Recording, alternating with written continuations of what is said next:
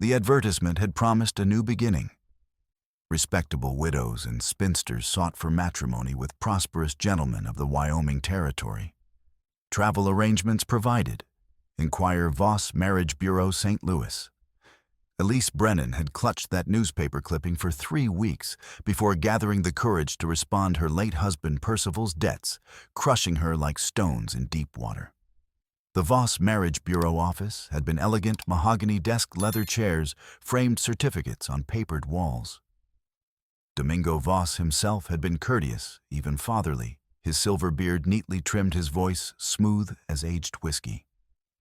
He'd explained the process with practiced ease. A gentleman rancher named Mortimer Black had requested a bride of refinement and fortitude. The journey would be arranged. A small advance would be provided for travel preparations. Elise had signed the contract with trembling hands, 3 months pregnant and desperate. Now, 14 days into the westward journey, she stood frozen in the darkened telegraph office of Dry River, Wyoming Territory, staring at a leather ledger that turned her blood to ice. The building was supposed to be locked. Valentine Cross, the nervous young telegraph operator who served as Voss's local coordinator, had escorted their group of 6 women to the boarding house 2 hours earlier, promising tomorrow they'd meet their intended husbands. But Elise had forgotten her mother's locket on the bench where they'd waited, and she'd slipped back through the unlocked door to retrieve it. The ledger lay open on Valentine's desk, illuminated by moonlight through the window. Her eyes had caught her own name by accident, and then she couldn't stop reading. Brennan Elise, age 26, widow, pregnant 3 months. Contract number 47. Destination Copper Ridge Mining Camp. Sale price $800. Commission V, cross $80. D Voss $320 M. Black finder's fee $200. Buyer Chenwu labor contractor. The words swam before her eyes. Sale price. Buyer. Her hands shook as she turned pages, each one a catalog of horror. Morrison Sarah, age 22, spinster. Contract number 44. Destination Deadwood Brothel. Sale price $1.200. Kadwi Hakida, age 19, Indian Lakota. Contract number 31. Destination Silver Point Mining Camp. Sale price $600. Deceased. Consumption. March 1878. 23 women. 23 lives sold like cattle. The door creaked. Elise spun around, heart hammering, to find Valentine Cross standing in the doorway, his thin face pale in the moonlight, a revolver trembling in his hand. "You weren't supposed to see that," he whispered, his voice breaking. For a moment, neither moved. Elise could hear her own pulse pounding in her ears, could feel the weight of her pregnancy low in her belly, could taste copper fear on her tongue. "How could you?" she whispered. "Those women trusted you." Valentine's hand shook harder. "You don't understand. Domingo, Mr. Voss, he said it was just arrangements, marriages. I didn't know at first, I swear I didn't know, but by the time I realized..." He choked on the words. "He said if I talked, he'd tell everyone about my brother, about what happened in Omaha. I'd hang. So you let women die instead."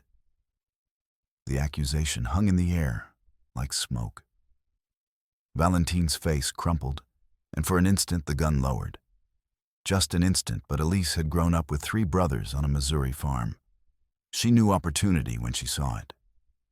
She grabbed the ledger and ran. Behind her, Valentine shouted, "Wait, stop!" But she was already through the door, her worn boots pounding the dirt street.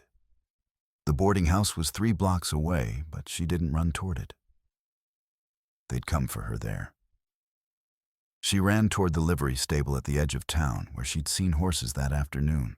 Dry River at midnight was a skeleton town, false-fronted buildings casting deep shadows, a drunk singing somewhere in the distance, the smell of sage and dust. Elise's lungs burned, her skirts tangled around her legs, and the ledger clutched against her chest. The livery door stood open.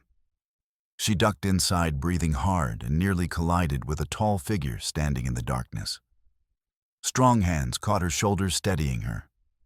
She looked up into a face carved from shadow and moonlight, high cheekbones, long black hair, tied back dark eyes that assessed her with the wariness of a predator encountering something unexpected in its territory.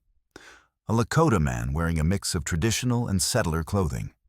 Buckskin pants, a cotton shirt, a knife at his belt. He released her immediately, taking a step back, his hand moving toward the knife hilt. "Please," Elise gasped in English, holding up the ledger. "They're coming. They'll kill me. I found I have proof." She didn't know if he understood English. Many Lakota in the territory spoke only their own language, and relations between settlers and the tribes were knife-edge tense this close to the reservation boundaries. But his eyes dropped to the ledger, then back to her face, and something shifted in his expression. "What proof?" His English was accented but clear. "Human trafficking. Women sold to mining camps, brothels. I'm supposed to be one of them. I saw the records." Shouts erupted outside. Valentine's voice high with panic. She went toward the stables. "Find her." The Lakota man's jaw tightened. His eyes went distant for a heartbeat, as if he was seeing something far away, something painful. Then he moved with startling speed, grabbing Elise's wrist and pulling her deeper into the stable. "This way. Quick." He led her to a stall where a paint horse stood saddled. He'd clearly been preparing to leave town himself. Without ceremony, he swung onto the horse and reached down. "Give me your hand." Elise hesitated for only a second. Behind them, boots thundered on the street. Lantern lights swept the stable entrance. She grabbed his hand. He pulled her up behind him with surprising strength, and she barely had time to settle and grip his waist before he urged the horse forward, not toward the front entrance, where the shouts came from, but toward the back, where a rail fence bordered the stable yard. The paint horse cleared the fence in a smooth leap that made Elise's stomach drop. She clutched tighter, the ledger crushed between them as they galloped into the dark expanse of prairie beyond Dry River. Behind them, gunshots cracked the night air. Warning shots, she thought or hoped. They rode hard for what felt like hours, but was probably only 20 minutes until the lights of Dry River were distant stars behind them, and the only sounds were hoofbeats, the wind, and her ragged breathing. Finally, the man slowed the horse to a walk, guiding them into a shallow ravine where cottonwood trees clustered around a thin stream. He dismounted smoothly and reached up to help her down. Elise's legs nearly buckled when her feet hit the ground, partly from the hard ride, partly from delayed shock. "You're safe for now," he said quietly, tying the horse's reins to a low branch. "They won't track us in the dark. Morning will be different." Elise sank onto a flat rock, still clutching the ledger, her entire body shaking. "Thank you. I don't even know your name." He studied her for a long moment, as if deciding how much to share. "Oh, Dakota. My English name is Daniel, but I don't use it anymore. I'm Elise Brennan. You're pregnant." It wasn't a question. His eyes had noted the swell of her belly beneath her dress. 3 months. My husband died last winter. I thought..." She laughed bitterly. "I thought I was coming here to marry a rancher, to start over. Instead, I was going to be sold to a mining camp labor contractor." Dakota crouched by the stream, filled a water skin, and brought it to her. "Drink, then tell me about the ledger." So she did. In the darkness, with the horse cropping grass nearby and the stars wheeling overhead, Elise told him everything: the advertisement, Domingo Voss, the journey west, finding the ledger, the 23 names. She watched his face as she spoke, saw the way his jaw clenched when she mentioned the mining camps, the way his hands curled into fists when she described Valentine's cowardice. "There was a Lakota name in the ledger," she said carefully. "Wihakeda Cade." It said she died of consumption in March. Dakota went very still. When he spoke, his voice was barely above a whisper. Hakida was my sister. The night seemed to hold its breath. A white trapper named Samuel Cade married her 2 years ago. Dakota continued, his words measured and deliberate, as if each one cost him. We warned her. He had a reputation drinking gambling violence. But she loved him. Or she thought she did. He took her east to Sioux Falls. We heard nothing for a year. Then word came that she died of consumption in some mining camp. His eyes locked onto Elise's. We never knew how she ended up there. Cade claimed he'd sent her to work as a cook to pay his debts that she got sick. The story never made sense. Now you know why, Elise said softly. He sold her to Domingo Voss for $600. Dakota stood abruptly, walking to the edge of the ravine. His shoulders were rigid, his hands opening and closing at his sides. When he turned back, his face was a mask, but his eyes burned. Then we have a common enemy, Elise Brennan, and you have something they want very badly. He nodded at the ledger. That book is evidence. It could bring down their entire operation. But it also makes you the most hunted woman in Wyoming territory right now. What do? We run. At first light, we head for Fort Sanders. There's a U.S. Marshal there named Jacob Creed. He's honest, one of the few. If we can get the ledger to him, he can make arrests, stop this. He paused. But it's a 3-day ride, and they'll be coming for us. Why are you helping me? Elise asked. You could take the ledger yourself. Turn me in, even there's probably a reward. Dakota smiled, but it didn't reach his eyes. My sister died alone in a mining camp, sold like an animal. I couldn't save her. Maybe I can save you. He moved back to the horse, began checking the saddle. Also, white men with guns will be hunting us tomorrow. If they catch us, they'll kill me just for being Lakota and with you. I have what you call self-interest. Despite everything, Elise almost laughed. That's fair. Sleep if you can. I'll keep a watch. At dawn, we ride hard. Elise lay down on the grass, using her shawl as a pillow, the ledger tucked against her side. Above her, the stars wheeled in their ancient patterns, indifferent to human suffering. She thought of Percival, dead from fever 7 months ago, leaving her nothing but debts, and this child. She thought of the other women in that boarding house who would wake in the morning to find her gone. Would they be next? Would they even realize the danger until it was too late? She thought of Hakida dying far from home, betrayed by a man she'd loved. I'll make this count, she promised the night. I'll get the ledger to the marshal.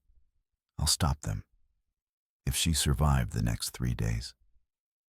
Dawn came cold and pale, the sun bleeding red along the eastern horizon, like a wound in the sky. Dakota woke Elise with a gentle touch on her shoulder, already packed and ready to ride. We need to move. I saw dust to the south just before sunrise, riders. At least 6. Elise struggled to her feet, her body stiff from sleeping on the ground, her pregnancy making every movement awkward. Dakota offered her a piece of dried meat and hardtack from his saddlebag. She ate mechanically, her stomach too knotted with fear to feel hunger, and washed it down with water from the stream. How far to Fort Sanders? She asked. 80 miles, maybe more. Normally 2 days on a good horse. But we can't push hard, the horse is carrying double and you're... He gestured vaguely at her belly. I'll keep up, Elise said firmly. I don't have a choice. He nodded, something like respect flickering in his eyes. We'll follow the creek north for a few miles, then cut east through broken country. Harder terrain, but harder to track. They mounted. Elise had gotten more comfortable with it overnight, though her legs still protested, and set off at a steady trot. The morning air was cool, smelling of sage and dust, the vast prairie stretching around them, like an ocean frozen in grass and stone. In the distance, bluffs rose like islands, dark against the brightening sky. For the first hour, they saw no one. The prairie seemed empty, indifferent, ancient. But Elise kept glancing back over her shoulder, expecting at any moment to see riders crest the horizon behind them. "Tell me about Dry River," Lakota said, as they rode, his voice carrying back to her. "About the people involved. If we're running from them, I should know who they are." So Elise told him what she'd observed during her brief time in town. Domingo Voss, the silver-bearded architect of the scheme who'd stayed behind in St. Louis, but had agents throughout the territory. Valentin Cross, the weak-willed telegraph operator who'd handled the local logistics. And most importantly, a name she'd seen repeatedly in the ledger's margin notes, Mortimer Black. "I never met him," Elise said. But Valentin mentioned him. "He's a rancher who owns land north of Dry River. Controls the water rights for half the county. According to the ledger, he gets a finder's fee for every woman processed through the scheme. $200 each." Lakota's shoulders tensed. "Mortimer Black, I know the name. He's been buying up land around Windmill Flats for 2 years, forcing out smaller ranchers. My cousin works for the Pike family. They're homesteaders. Black has been trying to drive off their water claim." He paused. If Black is involved in this, he has resources. Money men influence. He might even have the local law in his pocket. Then how do we get past him to reach Fort Sanders? Carefully and quickly. They rode in silence for a while, the sun climbing higher, the heat beginning to build. Elise's back ached from the ride, and the baby seemed to shift restlessly inside her, as if sensing her tension. She tried to focus on the rhythm of the horse's gait, on Lakota's steady presence in front of her, on anything except the terrible vulnerability of being out in the open like this. Around mid-morning, Lakota suddenly reined in the horse, his head cocking like a wolf catching a scent. "What is it?" Elise whispered. "Riders. Coming fast from the southwest." Elise strained her ears, but heard nothing except the wind. "How do you know?" "Ground vibration. And the birds see how the hawks are circling. Something disturbed them 2 miles back." He scanned the terrain quickly. "There, that line of rocks ahead. We'll take cover." He urged the paint into a gallop, and they raced toward a tumble of red sandstone boulders that jutted from the prairie like broken teeth. They reached it just as Elise finally heard what Lakota had sensed minutes before, the thunder of hoofbeats. Lakota dismounted fast, pulling Elise down and leading the horse into a narrow gap between the largest boulders. "Stay low. Don't move." They crouched in the shade, the horse's reins wrapped around Lakota's hand to keep it quiet. Elise pressed herself against the cool stone, the ledger clutched to her chest, and peered through a crack in the rocks. 6 riders appeared, coming from the direction of Dry River. Even from a distance, she recognized the thin, nervous figure of Valentin Cross. The others were rough-looking men, ranch hands maybe, or hired guns. They wore pistols at their hips and carried rifles in their saddle scabbards. One of them, a broad-shouldered man with a scarred face, seemed to be leading the group. They slowed their horses about 200 yards from the rock formation, and Elise's heart nearly stopped. Had they been seen? But no, the scarred man was pointing east toward a line of hills in the distance. Valentin was shaking his head, gesturing back the way they'd come. An argument conducted too far away for words to carry. After a tense minute, the scarred man made a sharp gesture, and the group split, 3 riders continuing east, 3 turning back south. None of them came closer to the rocks. Elise released a breath she hadn't known she was holding. Beside her, Lakota remained motionless until the riders disappeared from view, and then finally relaxed his grip on the horse's reins.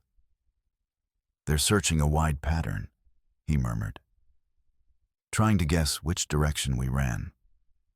We were lucky they assumed we'd head for the nearest settlement. How long before they realize we're going to Fort Sanders? They probably already suspect. But it's 3 days' ride and a lot of ground to cover. If we're smart and lucky, we'll stay ahead of them. And if we're not, Dakota met her eyes. Then we fight. They waited another 20 minutes, making sure the riders were truly gone before emerging from the rocks. The sun was high now, beating down like a hammer. Dakota led them northeast, following dry washes and gullies, keeping to terrain that made tracking difficult. By afternoon, the landscape was changing. The flat prairie gave way to broken country, eroded bluffs, scattered pines ravines, cut deep by ancient floods. It was harder riding, but Dakota seemed to know every fold in the land, every hidden passage. He'd grown up here, Elise realized. This was his country, in a way it would never be hers. "We'll stop for water in an hour," he said. "There's a spring in the next valley. After that, we push through until dark." Dakota," Elise said carefully. "When this is over, when we get the ledger to Marshal Creed, what will you do?" He was quiet for a long moment. "Go home, to my family. Tell them the truth about Wihakeda." His voice dropped. "Tell them she didn't die because she was weak or foolish. She died because she was betrayed and sold." "Will that help them?" "No." The word was flat final. "But it's the truth. They deserve the truth." They rode on through the afternoon, the sun tracking west, shadows lengthening. The spring Dakota had mentioned was a small pool at the base of a cliff surrounded by willows. They watered the horse and refilled the water skins. Elise splashed cool water on her face and neck, washing away layers of dust and sweat. "We should rest here for a few minutes," Dakota said, studying her face. "You're pale." "I'm fine." "You're pregnant and exhausted. Sit." Elise wanted to argue, but her body betrayed her. She sank down on a flat rock, her hand unconsciously moving to her belly. The baby kicked a small flutter like a bird's wing, and she smiled despite everything.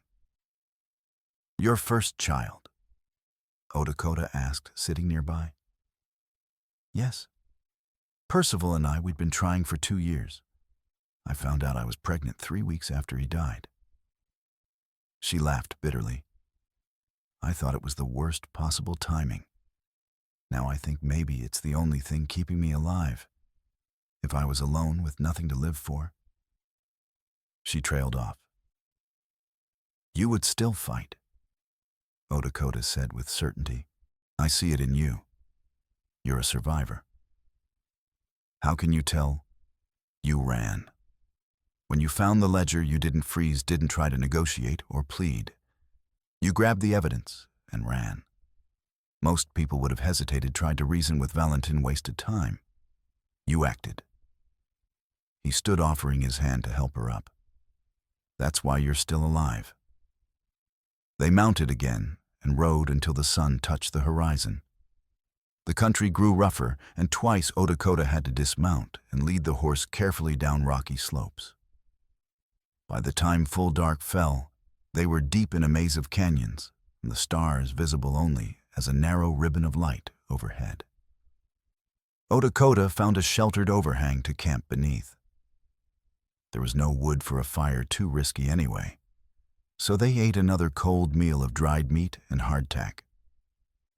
The temperature dropped sharply after sunset, and Elise shivered in her thin dress and shawl. Without a word, Dakota removed his buckskin jacket and draped it over her shoulders. It smelled of smoke and leather and sage.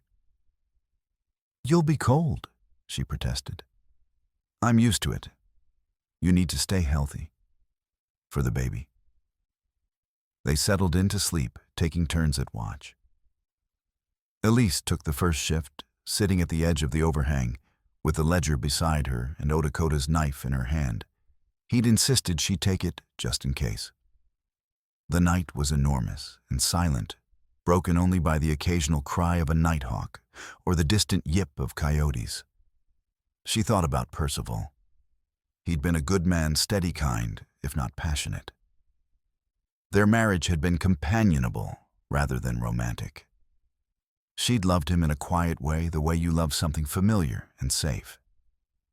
His death had devastated her, not with dramatic grief, but with a slow, cold realization of how alone she truly was. And now here she was, fleeing for her life across Wyoming territory, with a Lakota warrior she'd met 24 hours ago, carrying evidence that could hang a dozen men. Life was strange. Life was...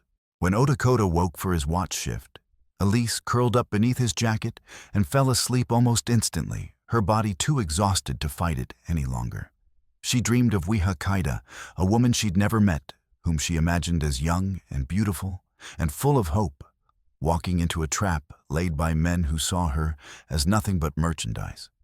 In the dream, Elise was running through a dark forest, trying to reach Wihakaida, trying to warn her, but the trees kept shifting, and the distance never closed. She woke gasping just before dawn, Odakota's hand gentle on her shoulder. "Easy," he murmured. "You're safe. It was just a dream." But as they saddled the horse and prepared for the second day of their flight, Elise couldn't shake the feeling that the dream was a warning. The hunt was far from over. The second day dawned gray and oppressive, the sky a lid of heavy clouds pressing down on the land. Odakota studied the horizon with a frown as they set out, his eyes tracking the way the wind shifted and the particular quality of the light. "Storm coming," he said. "Big one. We need to find shelter by afternoon." "How can you tell?" He pointed to the clouds. "See how they're building from the northwest, and the way the light is yellow-green almost. That means hail, maybe tornadoes. This is the wrong season for it, but the weather doesn't always follow rules." They pushed the paint horse harder than they had the previous day, moving through increasingly rugged terrain. The canyons gave way to open badlands, eroded hills striped in bands of red and white stone, sparse vegetation, dry creek beds snaking through the landscape like scars. It was beautiful in a harsh alien way, but exposed. Elise felt like an insect on a plate visible from miles in every direction. By mid-morning, the first distant rumble of thunder rolled across the land. The wind picked up, gusting hard enough to tug at Elise's skirts and toss the horse's mane. Birds flew low and fast, heading for cover. The air smelled electric, charged with ozone. And then Elise saw them. "Oh, Dakota!" Her voice was tight. "Behind us." He turned, following her gaze. On a ridge perhaps a mile back, silhouetted against the darkening sky, were riders. 7 of them moving at a steady trot following their trail. Odakota cursed softly in Lakota, then switched to English. "They must have picked up our trail at the spring. We need to run. Now." He kicked the horse into a gallop. The paint was tired from 2 days of hard riding with double weight, but it responded gamely, stretching into a ground-eating pace. The landscape blurred around them, rocks brushed the sky, growing darker by the minute. Behind them, the riders spurred their own mounts faster. The gap began to close. Thunder crashed overhead so loud, Elise felt it in her chest. The first raindrops fell fat, heavy, cold. Then the hail began. It started small, pebble-sized ice bouncing off the ground. Within seconds, it grew larger, marble-sized, then egg-sized. The horse shied and stumbled as hail pounded down from the sky like artillery. Elise hunched forward, shielding her head with her arms, but the ice battered her shoulders and back with bruising force. Odakota leaned back, trying to cover her with his own body as much as possible while keeping control of the terrified horse. "Hold on," he shouted over the roar of the storm. The world became chaos, hail hammering down, thunder shaking the earth, the horse sliding and scrambling over suddenly slick ground. Elise couldn't see more than 10 feet ahead. She clung to Odakota's waist, her face pressed against his back, feeling the impacts of hail striking his shoulders and head, feeling him flinch, but not relent. "There," Odakota shouted, pointing.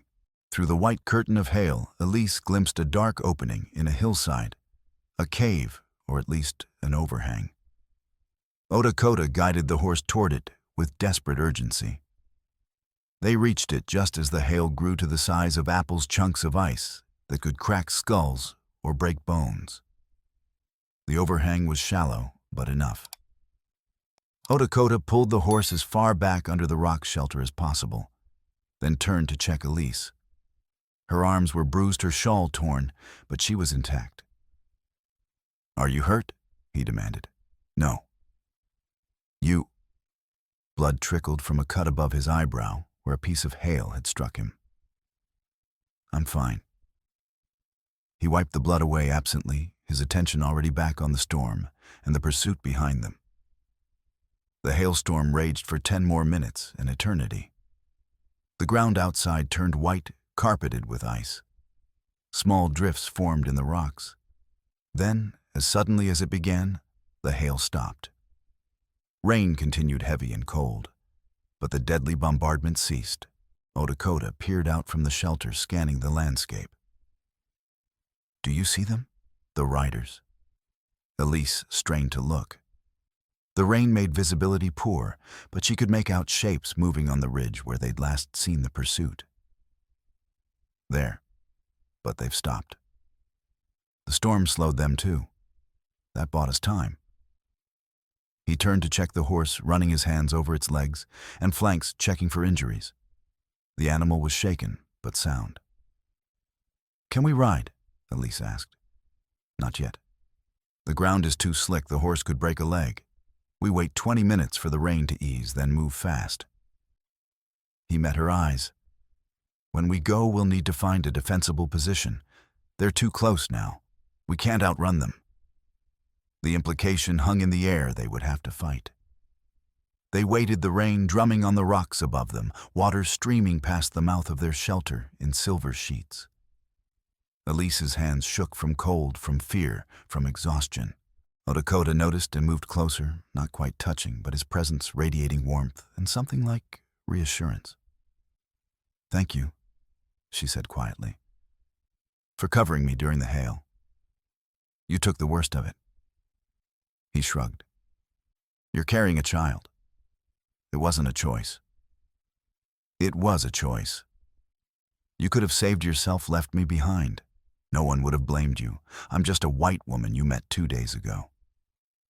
"You're not just anything." Odakota said, his voice firm. "You're a person who found evidence of evil and chose to fight it, even knowing the cost. You're a person trying to save others from what happened to my sister.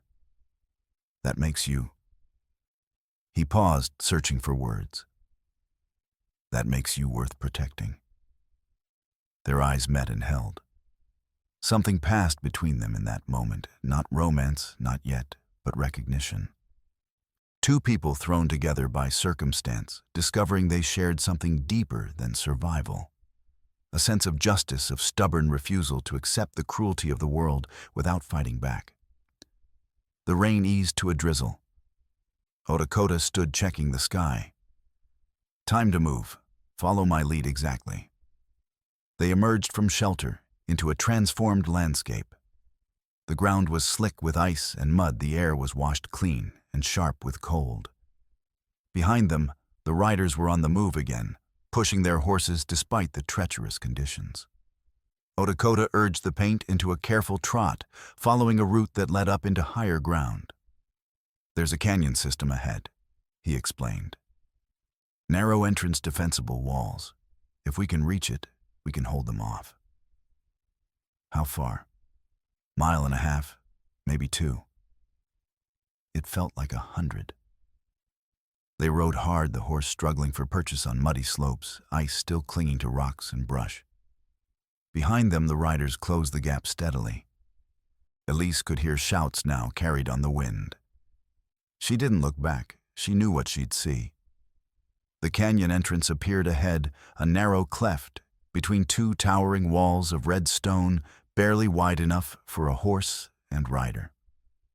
Lakota made for it at a gallop, the paint's hooves throwing mud. They plunged into the canyon just as a rifle shot cracked behind them. The bullet ricocheted off stone 10 feet away. Lakota pulled the horse to a stop 30 yards inside the canyon, where it widened slightly into a small amphitheater. The walls rose sheer on 3 sides, unclimbable. There was only one way in or out. "We're trapped," Elise said, her heart sinking. "No." Lakota dismounted quickly, pulling his Spencer carbine from its saddle scabbard. "We're defended. They can't flank us here. They have to come through that entrance, and I'll be able to pick them off." He handed her the reins. "Take the horse to the back of the canyon. Stay low. No matter what happens, keep the ledger safe." "Lakota. Go, now." Elise wanted to argue, but she saw the determination in his face. This was a warrior's decision made with the cold logic of survival. She took the reins and led the horse to the back of the canyon, tying it to a stunted juniper growing from a crack in the rock. Then she crouched behind a boulder, the ledger tucked inside her dress, and watched. Lakota took position behind a fallen rock near the canyon entrance, the Spencer carbine resting on the stone, aimed at the narrow opening. His hands were steady. His face was calm. The wait was agonizing.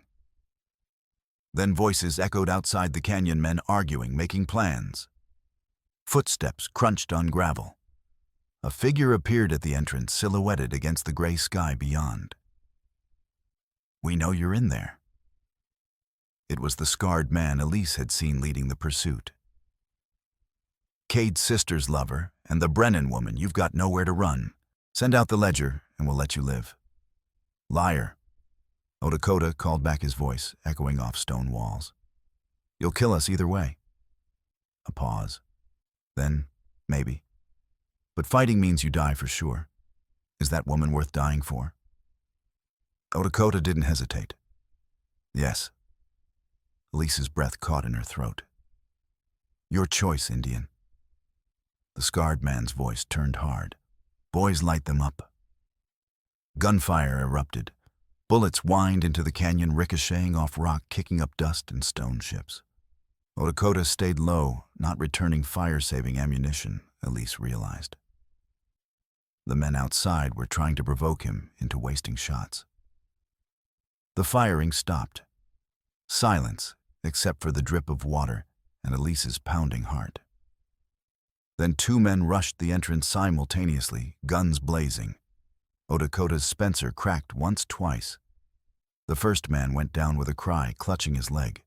The second dove behind a rock just inside the entrance. Lakota worked the lever action smoothly, ejecting spent shells, chambering fresh rounds.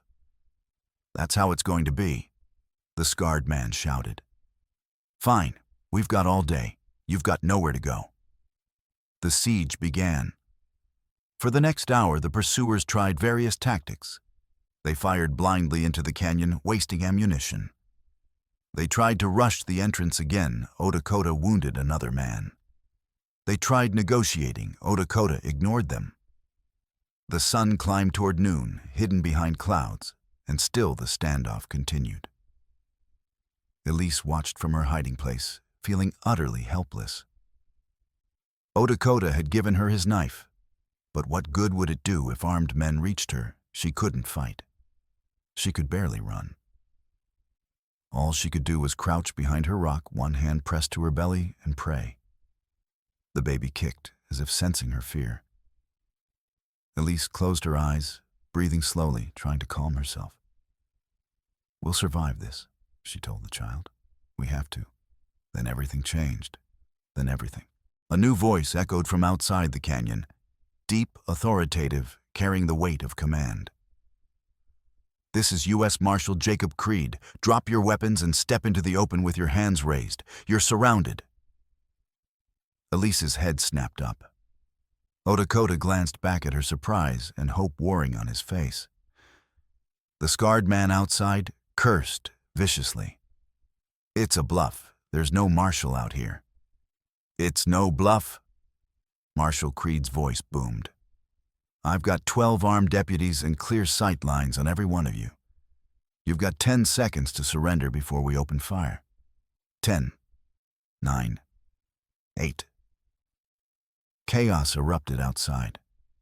Shouts, running feet, the sound of horses being frantically mounted. Then silence.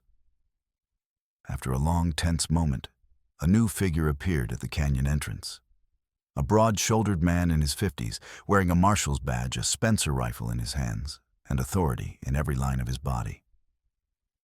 "Hello in the canyon," he called. "I'm Marshal Jacob Creed out of Fort Sanders. I'm here to help. Coming in, don't shoot." Lakota lowered his rifle, but didn't stand. "How did you find us?" Marshal Creed walked slowly into the canyon, his hands visible, his movements careful and non-threatening. Behind him, other men appeared, deputy marshals. Elise realized at least 10 of them. "We've been tracking that gang for 2 days," Creed explained. "Got a telegraph from a contact in Dry River that something big was happening, something involving Domingo Voss's operation. When we saw 7 armed men chasing 2 people into this canyon, we figured we'd found what we were looking for." His eyes found Elise. "Ma'am, are you Elise Brennan?" "Yes." Her voice came out as a croak. She stood, her legs shaking, and walked toward the marshal. "I have evidence. A ledger. It proves—" "I know what it proves." Creed's face was grim. "Valentin Cross is one of the men we just arrested. He's already talking, trying to save his neck. But the ledger, that's the physical evidence we need to prosecute." "May I see it?" Elise pulled the leather-bound book from inside her dress and handed it over. Creed opened it, his expression growing darker with each page he turned. "Merciful God," he muttered. 23 women, over 5 years, and Mortimer Black's name all through the margins. He looked up. "Ma'am, you just handed me enough evidence to destroy one of the biggest trafficking operations in the territory, and to hang some very powerful men." He turned to Lakota. "And you must be Lakota. Valentin mentioned you said you helped Mrs. Brennan escape. The territory owes you a debt." Lakota stood slowly, slinging his rifle. "I did it for my sister. Her name is in that ledger. Wihakeda." Creed's face softened. "I'm sorry. We'll make sure her story is told, and the men responsible will answer for it." "There's one more name you need," Elise said. "Samuel Cade. He's the one who sold Wihakeda to Voss in the first place." "We'll find him," Creed promised. "Now let's get you both somewhere safe. Fort Sanders is still a day's ride, but we'll make it tonight if we push. You'll have a hot meal, a real bed, and protection." He gestured to his deputies. "Mount up. We're moving out." As they walked out of the canyon, Elise felt the weight of 2 days' terror lifting from her shoulders. They'd survived. The ledger was in the right hands. Justice was coming. But as they emerged into the gray afternoon light, and she saw the captured pursuers sitting on the ground with their hands bound, surrounded by deputies, one of them looked up at her. It was Valentin Cross. His thin face was haggard, his eyes full of shame and fear. "I'm sorry," he whispered as she passed. "I'm so sorry. I never meant—" "You never meant for women to die." Elise interrupted, her voice cold. "But they did. And you let it happen. Because you were a coward." She walked on, not waiting for his response. Lakota fell into step beside her. "You okay?" "No," Elise said honestly. "But I will be." They rode toward Fort Sanders with Marshal Creed's company, the captured traffickers bound, and under guard the ledger secured in the marshal's saddlebag. The storm clouds broke apart as evening approached, and the setting sun painted the prairie in shades of gold and crimson. For the first time in days, Elise allowed herself to believe she might actually survive this. But the danger, she would soon learn, was far from over.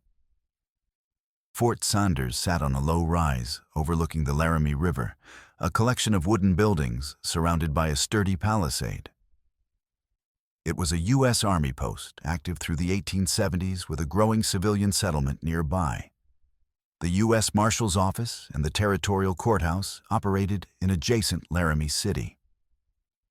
By the time Creed's company arrived, full night had fallen, and lanterns glowed in windows like scattered stars. Elise had never been so grateful to dismount from a horse. Her legs wobbled as she stepped down, and Lakota caught her elbow to steady her. He'd ridden beside her for the last few hours of the journey, occasionally speaking quietly to distract her from exhaustion stories of his family of the land before the settlers came in such numbers of his sister's laugh. Marshal Creed led them to a sturdy log building that served as both his headquarters and home. His wife Margaret, a sturdy woman with kind eyes and graying hair, took one look at Elise and immediately went into action. "Lord have mercy, you look half-starved. Come on, dear, let's get you fed and cleaned up." She turned to Creed. "Jacob, these people need rest, not interrogation. I need statements while everything's fresh." Creed protested, but his wife gave him a look that would have stopped a charging buffalo. "Tomorrow, after breakfast, or I'll be making statements about where you're sleeping tonight." Creed sighed in defeat. "Yes, dear." Elise found herself led to a small but clean room with a real bed, the first she'd seen in 2 weeks. Margaret brought her hot water soap, a clean nightgown, and a tray of food, stew, bread, coffee. It was simple fare, but tasted like heaven. "Thank you," Elise said, her voice thick with emotion. "For everything." Margaret patted her hand. "You're safe now. That's what matters. Now eat, wash, and sleep. The world will still be here in the morning." Elise did exactly that. She ate every bite of the stew, washed away days of dirt and fear, and climbed into the bed. She was asleep before her head fully settled on the pillow. She woke once in the night, disoriented, her heart pounding from a nightmare she couldn't quite remember. For a moment she didn't know where she was, then the details came back. Fort Sanders. Safety. Marshal Creed. The ledger was secure. She placed a hand on her belly, feeling the baby's small movements, and whispered, "We made it. We're going to be okay." She fell back asleep, and this time she didn't dream. Morning brought clarity and harsh reality in equal measure. Over breakfast, eggs, bacon, fresh bread, more coffee. Marshal Creed sat down with Elise and Lakota to take their full statements. He listened intently, occasionally making notes in a leather-bound journal, asking precise questions about dates, names, and locations. "The ledger is damning evidence," he said when they'd finished. "Combined with Valentin Cross's testimony and the testimony of the other women in Dry River, we can prosecute Domingo Voss, Mortimer Black, and everyone else involved. But it won't be quick. This is a major case. We'll need depositions, witness interviews, a grand jury indictment. It could take months." Months. Elise felt her stomach sink. "What am I supposed to do for months?" "Stay here under protection. Black has reach, money, influence, hired guns. If he learns you're alive and have testified, he might try to silence you before the trial." Creed's expression was grave. "I can keep you safe, but you'll need to stay close to Fort Sanders." Lakota spoke for the first time that morning. "What about me? Am I free to go?" "You're a material witness, same as Mrs. Brennan. I'd prefer you stay as well, at least until the indictments are issued." Creed paused. "Though I should warn you, there's anti-Indian sentiment in these parts. You'll face hostility." "I face hostility everywhere," Lakota said flatly. "That's nothing new." "I can offer you work," Creed said. I need scouts and guides for the investigation. We'll be tracking down the other players in this operation, the buyers at the mining camps, the brothels that received women, the transporters. You know the territory better than my deputies. I'll pay standard wages." Odakota glanced at Elise, then back to Creed. "I'll stay, until Mrs. Brennan is safe." Elise felt a wave of gratitude, mixed with something else, something warmer, more complicated. She didn't examine it too closely. The next week passed in a strange limbo. Elise gave formal depositions to territorial prosecutors. Odakota worked with Creed's deputies, helping them map out the trafficking network's routes and connections. The other women from the Dry River boarding house were brought to Fort Sanders and interviewed. 2 of them broke down in tears when they learned how close they'd come to Elise's fate. Messages flew by telegraph across the territory. Arrest warrants were issued.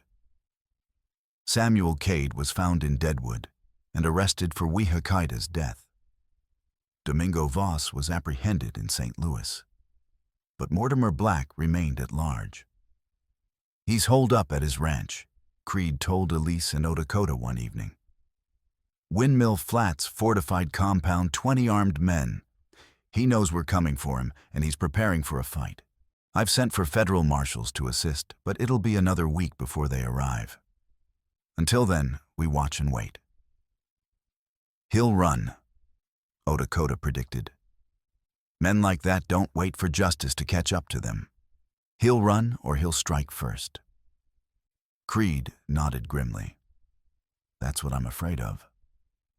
3 days later, Odakota's prediction came true, but not in the way anyone expected. Elise was in the small vegetable garden behind Creed's house, helping Margaret pick tomatoes when she heard the commotion. Shouts from the direction of the jail, running feet, gunshots. "Get inside." Margaret grabbed Elise's arm, pulling her toward the house. But before they reached the door, Odakota appeared, his face tight with urgency. "They're gone." Black's men broke into the jail and freed the prisoners, Valentine the others. They killed 1 deputy and wounded another. Creed is organizing a pursuit, but... He turned to Elise. "You need to come with me. Now. It's not safe here." "Where?" Elise's heart hammered. "Pike Farm. It's 10 miles east near the river. The family are friends, good people. They've offered to shelter you until this is over." Creed agrees. If Black is making a move, you can't be anywhere predictable. Elise wanted to argue, but she saw the fear in Odakota's eyes, not for himself, but for her. She nodded. "Let me get my things." 5 minutes later, they were mounted on horses, Elise on a gentle mare, Odakota on the paint, and riding east at a hard gallop, the sounds of pursuit and chaos fading behind them. The Pike Farm was a modest homestead, a log cabin, a barn, fields of wheat, and corn chickens scratching in the yard. The family, Thomas Pike, his wife Emma, and their 3 children, welcomed them without hesitation. "We've already fixed up the loft," Emma said, a tall woman with work-roughened hands and a kind face. "You'll be safe here, Mrs. Brennan. No one knows about this place except the marshal." "Thank you," Elise said, exhaustion washing over her. "I don't know how to repay." "Stop that talk. We help our own out here." Emma turned to Odakota. "You're welcome too, young man. We don't hold with the prejudice some folks have." They settled in as the sun set. The children, 2 boys and a girl ages 6 to 12, stared at Odakota with open curiosity until their mother shooed them off to do chores. Thomas Pike, a quiet man with farmer's patience, showed Odakota the property's defensible positions.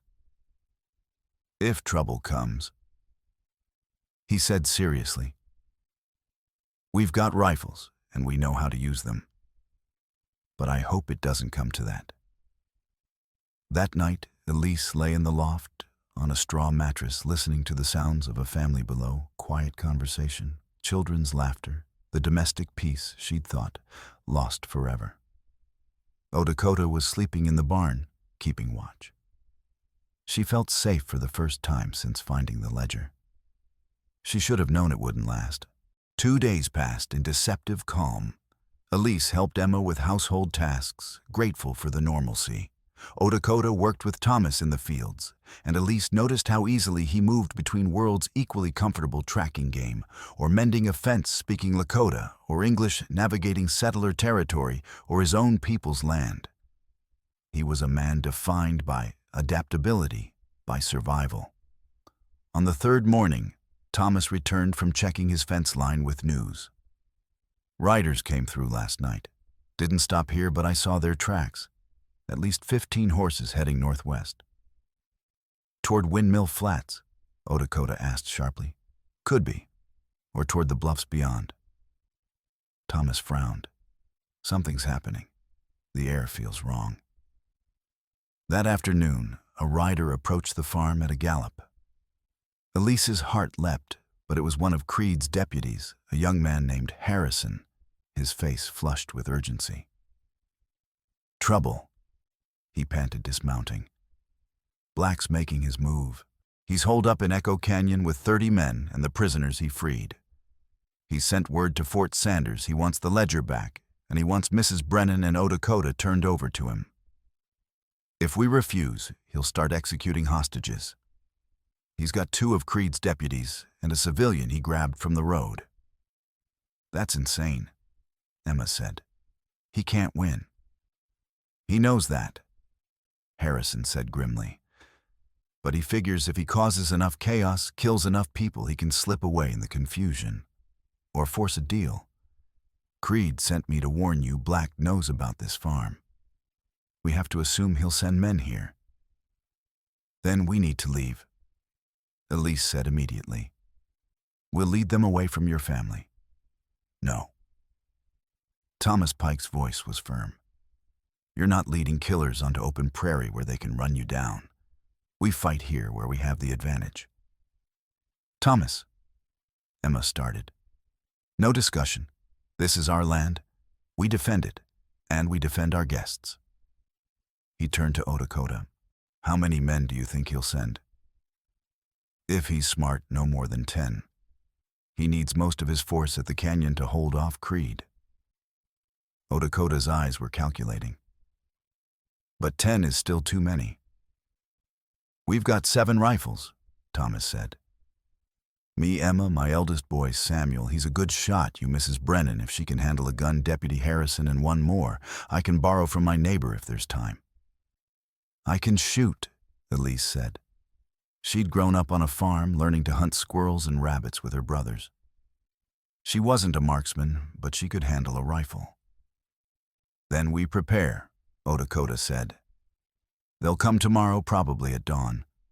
We have tonight to get ready. The Pike family moved with the practiced efficiency of people who'd faced frontier dangers before. They barricaded windows, positioned water barrels for fighting fires, loaded every gun in the house. Samuel, the 12-year-old, was sent to fetch the neighbor, a grizzled old trapper named Coots, who arrived with 2 rifles and a grim smile. Heard you folks might have excitement, Coots said. Count me in. I owe the Pikes and I don't like human traffickers. As night fell, they gathered in the cabin for a cold meal. No one wanted a fire that might give away positions. The children were sent to hide in a root cellar beneath the barn, protected by locked doors and strict instructions to stay silent no matter what happened. Elise found herself sitting on the porch step in the darkness, her rifle across her knees, staring at the stars. Her back ached, her body was exhausted, but her mind was eerily calm. She'd come to a place beyond fear, into a strange acceptance. Whatever happened tomorrow, she'd face it. Dakota emerged from the darkness and sat beside her. How are you feeling? He asked quietly. Tired, scared, but also ready. Is that strange? No, it's survival instinct. Your body knows what's coming and it's preparing. He paused. If things go badly tomorrow, if it looks like we'll be overrun, I want you to take the hidden trail Thomas showed us. It leads to the river. Follow it downstream. There's a Lakota camp 20 miles south.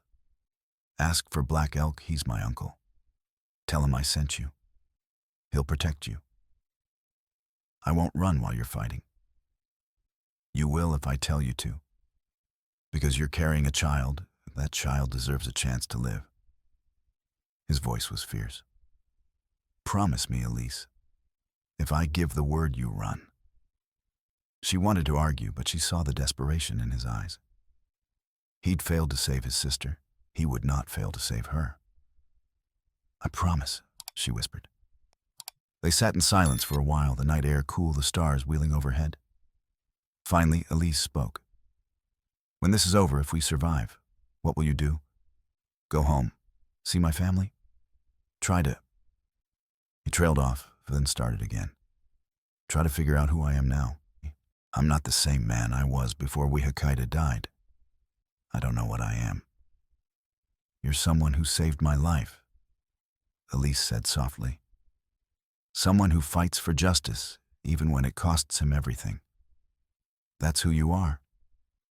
Odakota turned to look at her, and in the starlight, his face was unreadable. And you?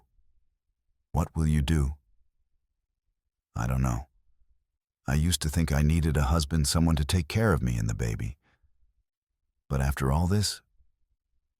She gestured vaguely at the darkness, encompassing everything they'd been through. I think maybe I just need land work and freedom. Maybe that's enough. It should be, Odakota said. It should be enough. Their hands resting on the step between them touched. Neither pulled away. Inside the cabin, someone began singing a hymn, soft and mournful.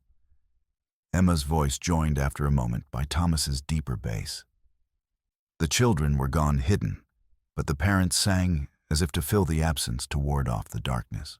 Tomorrow would bring violence and blood. But tonight, for a few hours, there was only the singing, the stars, and the warmth of Odakota's hand in hers. Elise closed her eyes and let herself believe just for a moment that everything would be all right. Dawn came, pale and cold mist rising from the fields like ghosts. Elise had barely slept, spending the night in restless half-dreams, jerking awake at every sound. Now crouched behind a barricaded window on the cabin's east side, she watched the horizon lighten and tried to steady her breathing. Positions had been assigned hours ago. Odakota and Thomas Pike held the barn with good sight lines across the approach from the northwest. Emma Pike and Deputy Harrison covered the cabin's front. Coots, the trapper, was positioned in the loft with a long-range rifle. Elise watched the east approach, and young Samuel Pike, against his mother's tearful protests, but with his father's reluctant permission, watched the south. They'd been in position since before dawn. Now, as the sun crept above the horizon, Elise's eyes burned from staring at every shadow, every movement of grass in the wind. Then Samuel's voice, high and tight. Riders coming South Road. Elise abandoned her post and moved to a window where she could see. 8 riders approached at a walk, spread out in a loose line, rifles resting across their saddles. They were still 400 yards away, taking their time, confident. That's not all of them, Odakota called from the barn. Hold fire. Wait to see if more come. The riders advanced to 200 yards and stopped. One of them, a huge man with a thick beard, raised his voice. Pike, we know you've got the woman and the Indians. Send them out and we'll leave you alone. Keep them and we burn everything. Thomas Pike's response was to fire a shot into the dirt, 10 feet in front of the spokesman's horse. The animal shied and the man cursed. That's your answer, the bearded man shouted. So be it. The riders scattered, taking cover in the irrigation ditches and behind a low stone wall that marked the edge of Pike's property. For a moment, nothing happened. And then gunfire erupted. Bullets slammed into the cabin walls, shattered a window, kicked up splinters. Elise ducked instinctively, her heart racing. Emma Pike returned fire with methodical precision lever-action rifle, barking steadily. From the barn, Odakota's Spencer cracked, and one of the riders yelped and fell back. The battle had begun. For the next hour, it was chaos. The attackers tried twice to rush the cabin, and twice were driven back by concentrated fire. Coots in the loft picked off one man who tried to circle around to the barn. Deputy Harrison took a bullet in the shoulder, but kept fighting, his teeth gritted against the pain. Elise fired when she had a clear target, the rifle's recoil bruising her shoulder. She'd hit at least one man, she saw him fall, and the knowledge sat like lead in her stomach. She'd killed someone. Maybe. Or maybe just wounded him. She didn't know which was worse. Then everything changed. A sharp, cramping pain shot through Elise's belly, so sudden and intense she gasped and dropped her rifle. It passed after a moment, leaving her breathless, and she grabbed the gun again, thinking it was fear or stress. 15 minutes later, it happened again. Stronger this time, lasting longer. A tightening of pressure. No. No. Not now. But her body didn't care about timing. The contractions had started. Emma. Elise called, her voice shaking. Emma, I need help. Emma Pike turned from her window, saw Elise's face, and went pale. Oh, Lord, you're in labor. I think so. Another contraction hit, and Elise doubled over, biting back a cry. How far apart? Emma moved to her side, supporting her. Not far. 10 minutes, maybe less. That's early labor. Could be hours yet. But Emma's face said she didn't believe it. Can you keep shooting? I'll try. For the next 30 minutes, Elise fought on two fronts, against the attackers outside and against her own body. The contractions grew stronger, closer together. She fired when she could, but increasingly she was gripping the windowsill and breathing through waves of pain. Outside, the attackers seemed to be regrouping. The gunfire slackened and then stopped. An ominous silence fell. What are they doing? Samuel asked from his post. Odakota's voice carried from the barn. Changing tactics. Watch for. An explosion shattered the morning. The barn's side wall blew inward in a spray of splinters and smoke. Dynamite. The attackers had brought dynamite. Thomas. Emma screamed. We're okay. Thomas's voice shaken but alive. But the wall's breached. They're coming in. 3 attackers rushed the barn through the smoke.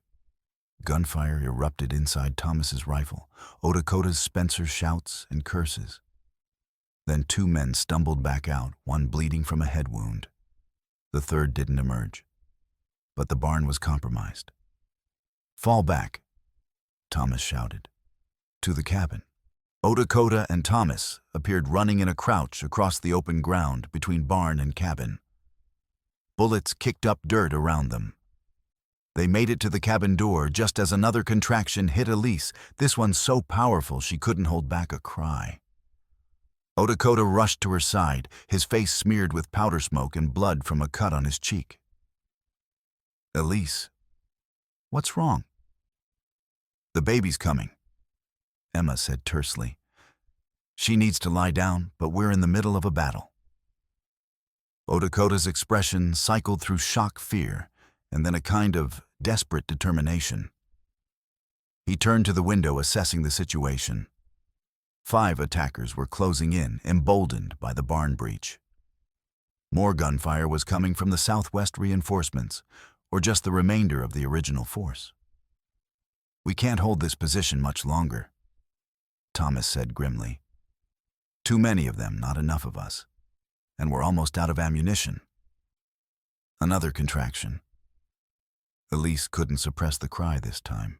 The pain was enormous, primal, blotting out everything else. Odakota made a decision. He stood, moved to the door, and flung it open. Then he raised both hands and stepped into the open doorway, shouting at the top of his lungs. Cease fire, cease fire, woman in labor, cease fire. For a moment, nothing happened. Then slowly the gunfire stuttered and stopped. Silence fell, broken only by Elise's labored breathing. The bearded spokesman stood up from behind his cover rifle, held cautiously. "What kind of trick is this?" "No trick," Odakota shouted back. "The woman, Mrs. Brennan, she's in labor. The baby's coming. There's a child being born in there." "So what? She's your problem, not ours. She's a human being." Odakota's voice rang with fury and desperation.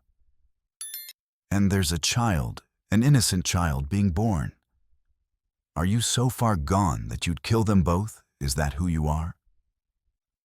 The silence stretched. Elise, through the fog of pain, saw the bearded man exchange glances with his companions. Saw one of them, younger, maybe 18, shake his head violently and back away. "We're not," the young man said. "I'm not killing a woman in childbirth. That's evil. That's damned." "Shut up, Davy," the bearded man snapped. But his voice lacked conviction. Another voice joined the conversation, a new arrival riding up on a black horse. Elise couldn't see his face clearly, but she heard the authority in his tone. "What's the holdup? Why have you stopped shooting?" "Mr. Black," the bearded man said, "the woman's in labor, right now. The Indian called a ceasefire." Mortimer Black. So he'd come himself. The man on the black horse rode closer until Elise could see him through the window. He was perhaps 50, well-dressed, despite the circumstances, with silver hair and the hard eyes of a man who'd done terrible things and lost no sleep over them. He stared at the cabin for a long moment. Then, to everyone's shock, he said, "All right, temporary ceasefire, 1 hour. Let the child be born. Then we finish this." "Mr. Black," the bearded man protested. "I said ceasefire, dead shot. Even I have limits." Black's voice was cold. 1 hour. Then the woman and the Indian come out or we burn them out. But we're not killing a child in the womb. That's not who we are. It wasn't mercy, Elise realized dimly through another contraction. It was pragmatism. Black knew that killing a woman in childbirth would turn even his own men against him, would make them unreliable. But he'd couched it in terms of humanity, giving his men a reason to obey. 1 hour, Odakota called back. He shut the door and turned to Emma. "Can you deliver the baby in an hour?" "Can't control that," Emma said, already moving Elise toward the back room. "Babies come on their own schedule, but we'll do our best. Thomas, boil water. Samuel, fetch clean cloths. Deputy Harrison, watch the windows. I don't trust that ceasefire." Elise was barely aware of being moved. The contractions were coming one on top of another, now enormous and overwhelming. Emma helped her onto a bed, began removing her skirt. "You're doing fine, dear," Emma said, her voice steady and professional. "I've birthed 3 of my own and helped with a dozen more. You're strong. You can do this." Odakota appeared in the doorway, his face stricken. "Should I do you need—" "I need you to watch the door and be ready to fight if that ceasefire breaks," Emma said briskly. "This is women's work now. Out." He hesitated, his eyes meeting Elise's. She managed a weak nod, and he retreated. The next 45 minutes were a blur of pain and effort. Emma coached her through breathing through, pushing through the terrible work of bringing a life into a world that seemed determined to take it away. Outside the ceasefire held, Elise could hear men's voices, occasional movements, but no gunfire. And then, with a final wrenching effort and a cry that tore from her throat, it was done. A baby's wail filled the cabin. "A girl," Emma said, her voice choked with emotion. "A healthy girl. Oh, Elise, she's beautiful." Emma cleaned the baby quickly, efficiently, then placed her in Elise's arms. The infant was tiny, red-faced, squalling with outrage at being born into such a violent world. But she was alive. She was perfect. Elise stared down at her daughter and felt the world shift on its axis. Nothing else mattered, not the men outside with their guns, not Mortimer Black or the ledger or the trial. Only this, her daughter, alive and whole in her arms. "What will you name her?" Emma asked softly. "Hope," Elise whispered. "Her name is Hope." Outside, a voice called, "Time's up. Send out the woman and the Indian, or we start shooting." Lakota appeared in the doorway again. His eyes went to the baby in Elise's arms, and something in his expression cracked pain and wonder, and something like desperation. "Lakota." Elise said, her voice stronger than she'd thought possible. "We need to end this. I can't run anymore. She can't run." "I know." He turned to Thomas Pike. "How much ammunition do we have left?" "Maybe 20 rounds between all of us." "Not enough for a long fight." Lakota moved to the window, assessing the situation. 10 men outside, maybe 12. We're outnumbered and outgunned. If we fight, we die. If we surrender, we die. "So what do we do?" Deputy Harrison asked his wounded shoulder, making him pale, but his voice steady. Lakota was silent for a long moment. "Then, we change the game. We give them what they want, but not how they expect it." "What do you mean?" Thomas asked. "They want the woman and me? Fine. We'll go out, but not as prisoners, as negotiators." Lakota turned to Deputy Harrison. "You said Creed was organizing a force to attack Echo Canyon. How long until they move?" "They were planning to assault at noon. Another hour, maybe hour and a half. Then we stall. We go out, we talk, we buy time. When Creed finishes at Echo Canyon, he'll come here. We just have to survive until then." "That's a thin plan," Thomas said. "It's the only plan we have." Elise, holding Hope against her chest, felt a surge of terror and pride. Lakota was going to walk into danger to protect her and the baby, just as he'd done from the moment they met. "Be careful," she whispered. He met her eyes. "I'll come back, I promise." Then he walked to the door, opened it, and stepped into the sunlight with his hands raised. "I'm coming out," he called. "Just me to talk. Mrs. Brennan stays inside with her newborn." After a tense moment, Mortimer Black's voice, "Come forward, slowly. No weapons." Lakota walked across the yard toward where Black sat on his horse surrounded by armed men. Elise watched from the window, her heart in her throat, Hope's small weight warm in her arms. This was it. Everything came down to the next hour. And somewhere in the distance, if you listened carefully, you could hear the faint sound of many horses approaching at a gallop. Lakota walked across the blood-stained yard, with his hands raised, acutely aware of a dozen rifles tracking his every step. Mortimer Black sat astride his black horse like a grim judge, his silver hair catching the late morning sun. Behind him, his men hardened ranch hands, and hired guns watched with the cold eyes of men who'd done violence before, and would do it again without hesitation. "That's far enough," Black said when Lakota was 20 feet away. "State your business." "You want the ledger," Lakota said calmly. "You want it badly enough to bring 30 men to a canyon standoff and send 10 to attack a farm. But here's what you don't understand. Destroying that ledger won't save you. Marshal Creed has already taken depositions from Mrs. Brennan, from me, from Valentine Cross, from 5 other witnesses. The case is documented. The warrants are issued. You're already convicted, Mr. Black. You just don't know it yet." Black's face darkened. "Then why are we talking?" "Because there's a difference between hanging and life imprisonment. Between being remembered as the worst kind of monster and being remembered as a man who did wrong, but showed some humanity at the end." Lakota took a careful breath. Mrs. Brennan just gave birth in there. To a daughter. An innocent child who never hurt anyone.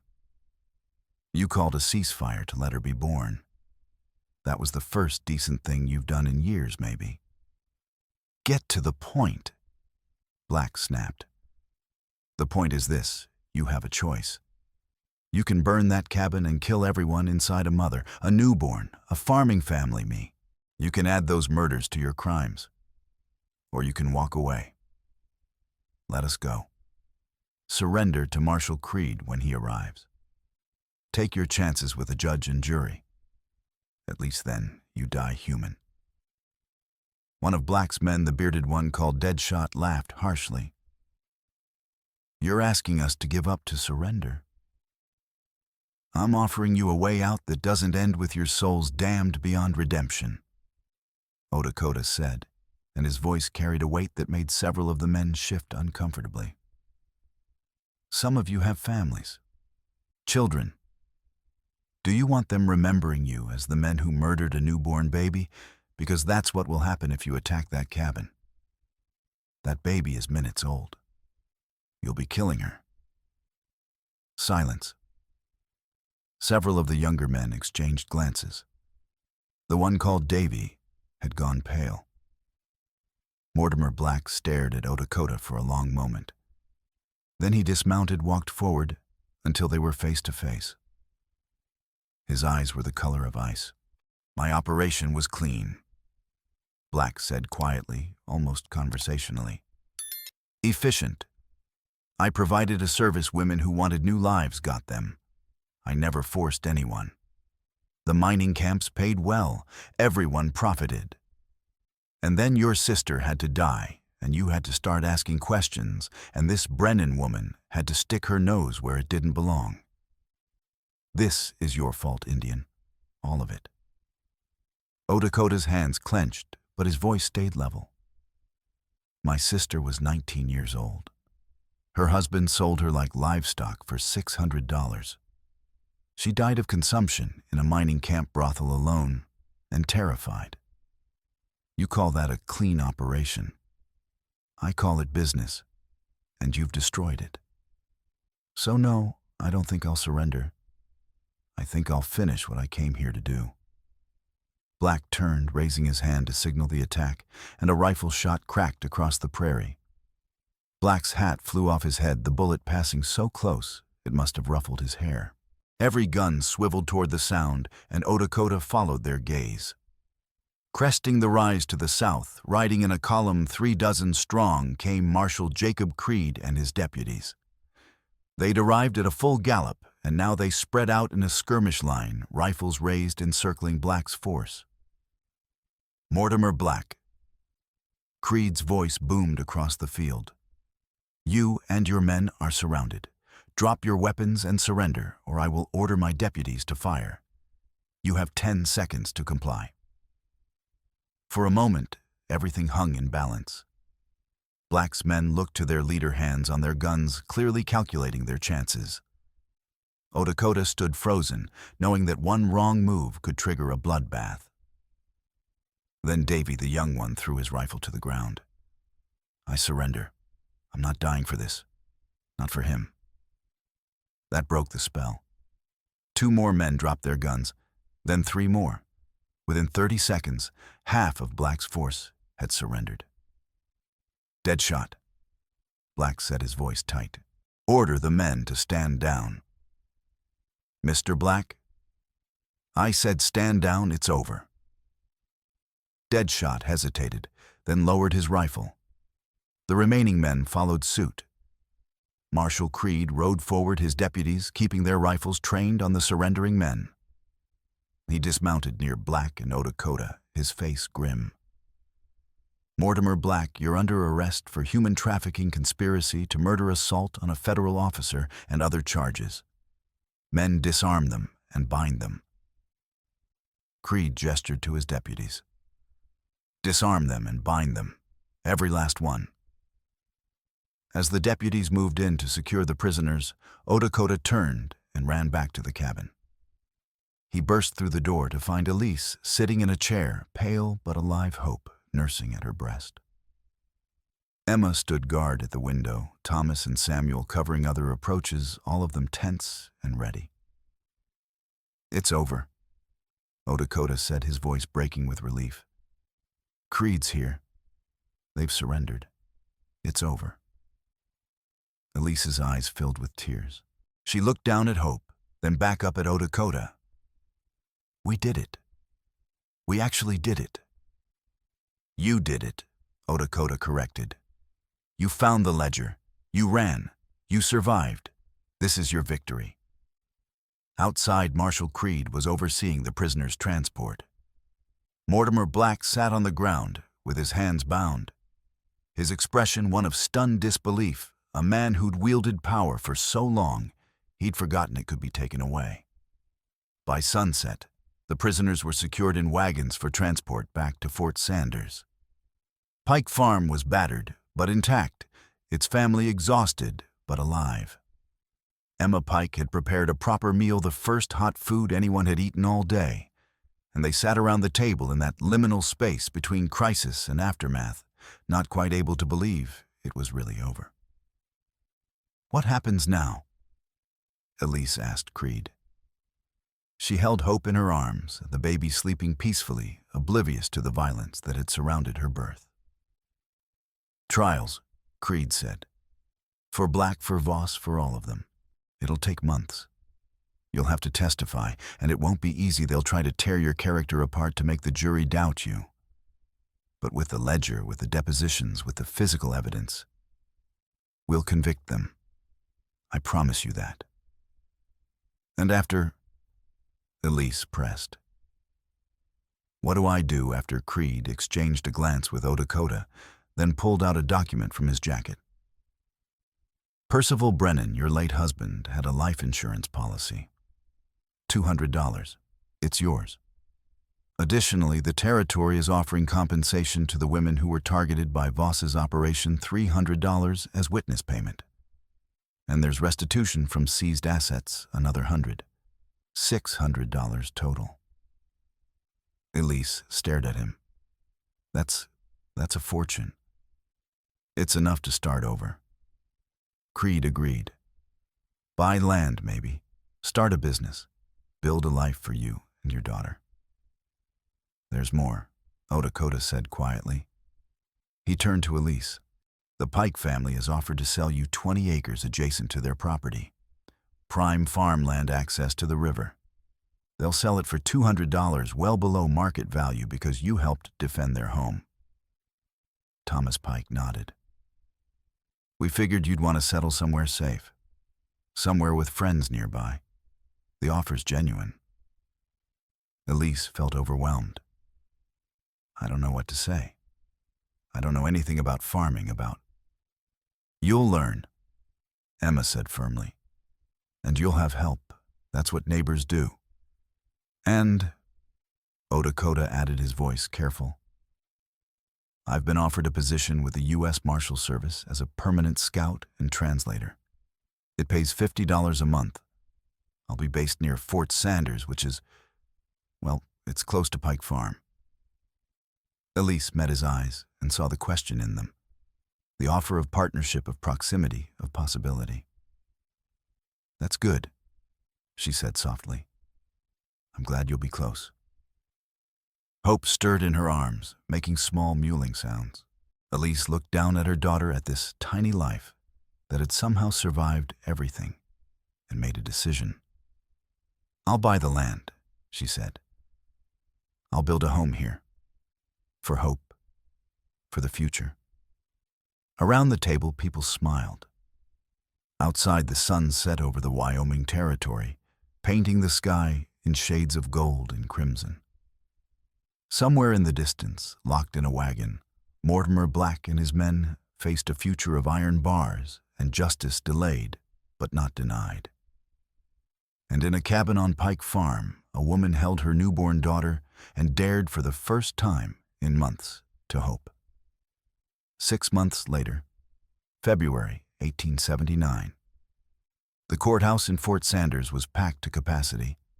Every seat filled, people standing 3 deep along the walls, others pressed against the windows outside, trying to hear.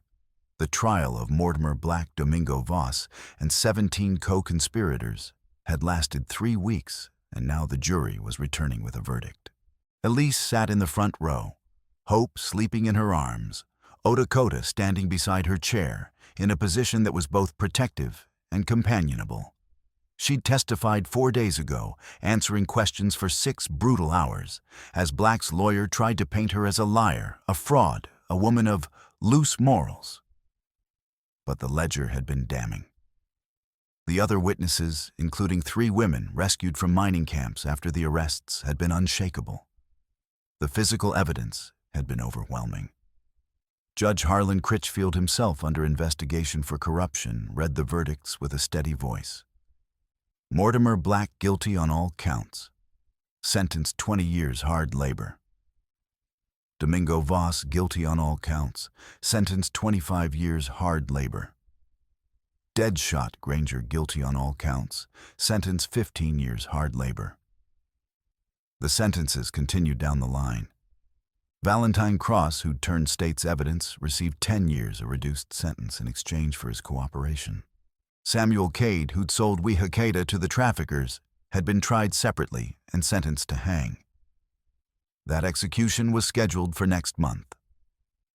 When it was over, Elise walked out of the courthouse into cold February sunshine, Dakota beside her, and felt something like peace.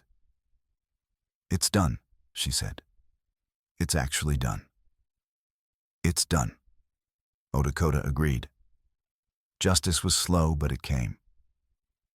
They walked together toward the livery stable where their horses waited. Hope woke and fussed, and Elise adjusted the blanket around her.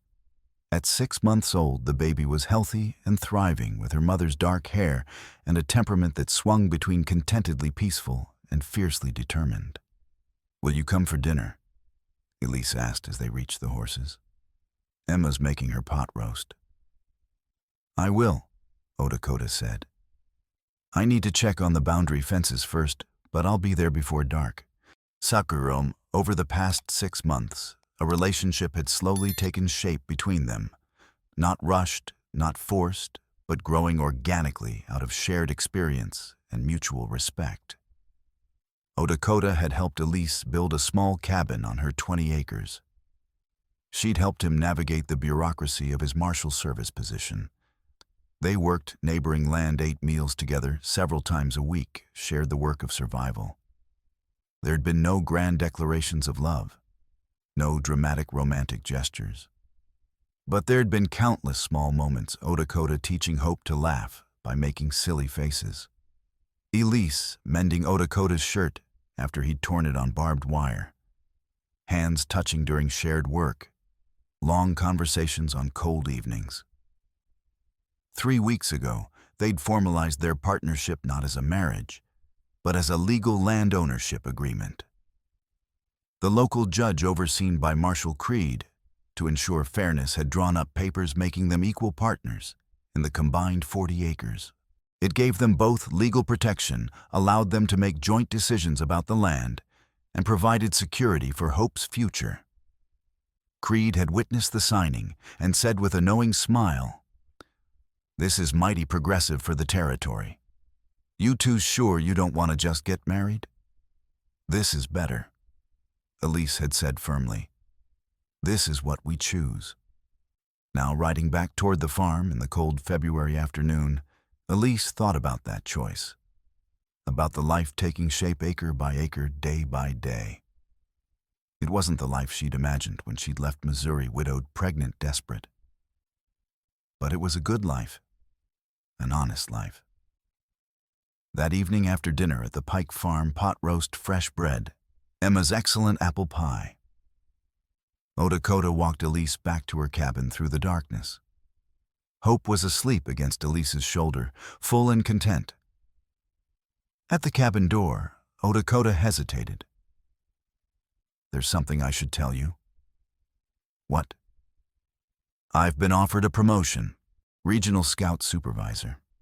It would mean more money, but also more travel. I'd be gone sometimes for weeks at a time." Elise felt her heart sink, but kept her voice level. "Will you take it?" "That depends." On what? Odakota was quiet for a long moment. When he spoke, his voice was careful, almost hesitant. On whether you'd want me to stay. Not as a business partner, not as a friend, as more. Elise looked up at him in the moonlight. Are you asking me to marry you? No. He smiled slightly. I'm asking if you'd want me to stay. Court you properly. See if what we have could become something more. No pressure, no obligations. Just possibility. Elise shifted Hope to her other shoulder and reached out with her free hand to touch Odakota's face. I would want that. Very much. He turned his head and kissed her palm. Then I'll stay, and we'll see what happens. They stood there for a moment longer, not kissing, not yet. That would come later. But simply being together in the cold Dakota night, two survivors who'd found something worth fighting for. Inside the cabin, Elise laid Hope in her cradle and stood watching her sleep. Her daughter, her land, her future. All of it earned through pain and courage and stubborn refusal to give up. Outside, Odakota walked back toward his own cabin, thinking of his sister, of how she'd never gotten this chance, this future, this peace. But how in some small way, Elise and Hope were living the life Wihakaida should have had. That had to count for something. That had to mean something. 2 years later, spring 1881. The wedding was small. Just the Pike family, Marshall Creed and his wife, Margaret Coots, the trapper, a few neighbors, and Odakota's uncle Black Elk, with a delegation from the Lakota camp. It took place in the field between Elise's cabin and Odakota's on a warm April afternoon with wildflowers carpeting the prairie and Hope, now 2.5, running in circles and laughing. They married in both traditions, first a ceremony led by Black Elk conducted in Lakota with Odakota quietly translating for Elise. Then a brief Christian ceremony performed by a traveling circuit preacher. It felt right, this blending of worlds. Afterward, there was food and music and celebration. Hope rode on Odakota's shoulders, pulling his hair and giggling. Emma Pike cried happy tears. Marshall Creed made a speech about justice and second chances that went on too long but was heartfelt. As the sun set and the guests began to depart, Elise and Odakota stood together, watching the prairie turn gold in the dying light. Hope had finally worn herself out and was asleep on a blanket, Thomas Pike standing guard over her. Happy? Odakota asked quietly. Yes, Elise said. Terrified, but happy. Why terrified? Because I have so much to lose now. You, Hope, this life. What if something happens? What if it all falls apart? Odakota took her hand. Then we'll build it again. That's what we do. We survive. We build. We keep going. Elise leaned against him, feeling the solid warmth of his presence. When I was running from Dry River, I thought I was just trying to survive.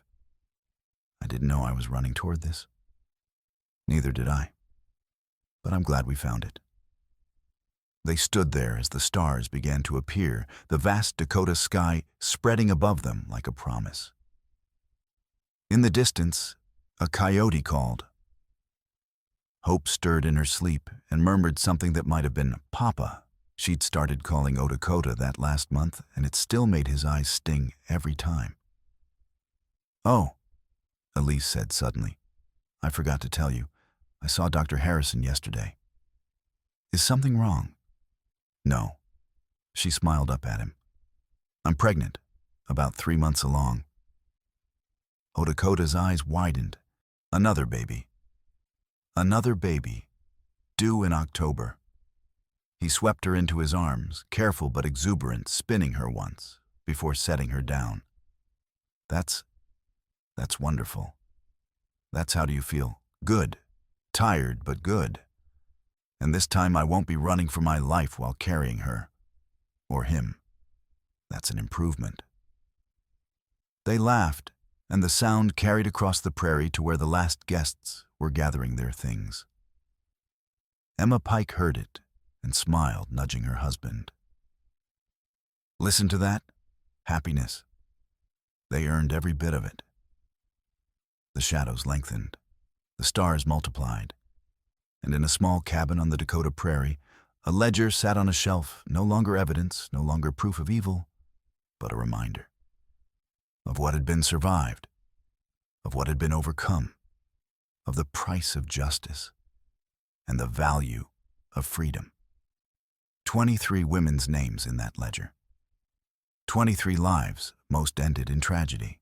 But because of one woman's courage, because she'd grabbed that ledger and run and the operation had been destroyed, the traffickers had been punished, and the women still at risk had been saved. One person, it turned out, could make a difference. One person and a Lakota warrior who'd chosen to help her. And from that unlikely beginning, a life, messy, imperfect, hard-won, but genuinely good, had grown. In the cabin, a baby slept, dreaming whatever babies dream. In the field, a couple stood hand in hand, watching the stars. And somewhere, somehow, Wihakaida's spirit looked down and whispered, "Thank you for remembering, for fighting, for living the life I couldn't have." The wind carried the whisper across the prairie, and it sounded like forgiveness. It sounded like hope.